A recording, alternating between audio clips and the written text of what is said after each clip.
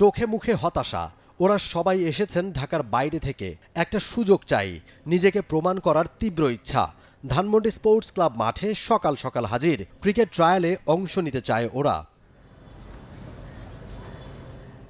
এই স্পোর্টস নেটওয়ার্কের আয়োজনে 2 দিন ব্যাপী অনুষ্ঠিত হচ্ছে ক্রিকেট ট্রায়াল। সারা দেশের আনাচে কানাচে ছড়িয়ে ছিটিয়ে থাকা ক্রিকেট প্রতিভা খুঁজে বের করার চেষ্টা।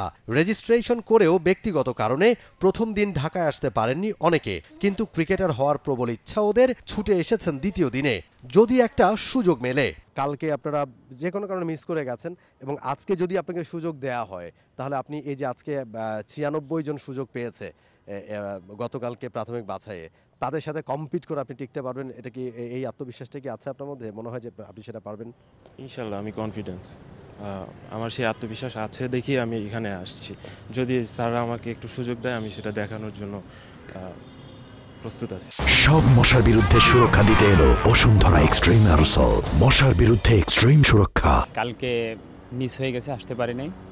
আজকে যদি সুযোগ দেয়, আমি চেষ্টা করব যে প্রতিযোগীদের সাথে করে আমার সেরাটা দিয়ে একটা ভালো অবস্থান নেয়ার। নিজের প্রতি আত্মবিশ্বাস আছে, কারণ আমি অনেকদিন যাবত প্র্যাকটিস করতেছি। ওরা তো বাছাই পরে উত্তীর্ণ হয়েছে, ইনশাল্লাহ আমিও চেষ্টা করব তাদের সাথে যত প্রতিযোগিতা হিসেবে আমি যেহেতু আসছি, আমিও চেষ্টা করব আমার প্রতিভাটা আমি দেখানোর জন্য, যদি আমাকে স্যারেরা যদি একটু সুযোগ দেয়। নিজের ভিতর আত্মবিশ্বাস আছে যে আমি পারবো, কেন পারবো না। আমি পেস বোলিং, আমার ফুল কনফিডেন্স আছে আমি পারবো। নিজেই সকাল করে প্রত্যেক দিন দৌড়েছি, প্লাস বল করছি, একাই গেছি, যা একাই প্র্যাকটিস করছি। কালকে আসতে পারিনি, এর মেন রিজনটা হচ্ছে কালকে আমার এক্সাম ছিল, এই কারণে আসতে পারিনি। ক্রিকেটার হওয়ার প্রচণ্ড ইচ্ছা শক্তি আছে। এমনিতে আমি একটা ক্লাবের হয়ে একটা ম্যাচও খেলেছিলাম, ওইখানে স্যার এবং যারা আছেন ওনারা দেখেছেন যে আসলে আমার পারফরমেন্স।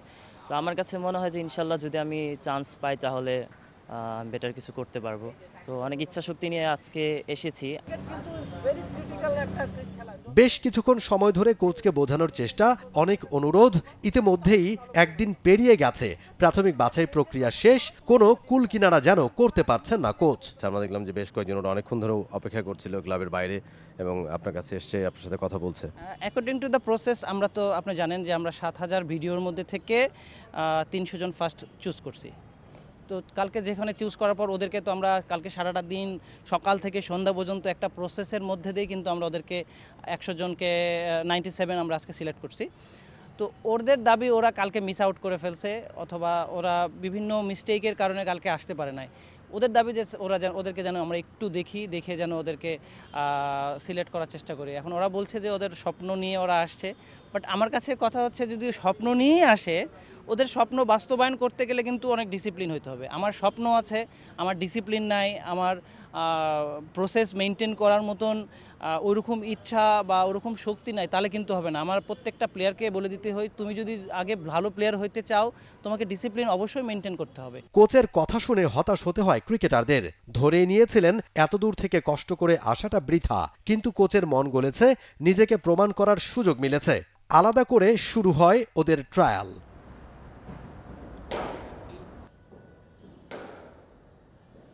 মোমিন রোহন, টে sports, Dhaka. For more updates, subscribe to our YouTube channel and click on the bell icon. Follow us on Facebook and Instagram. Download T Sports app to enjoy exciting games and highlights. Visit tsports.com.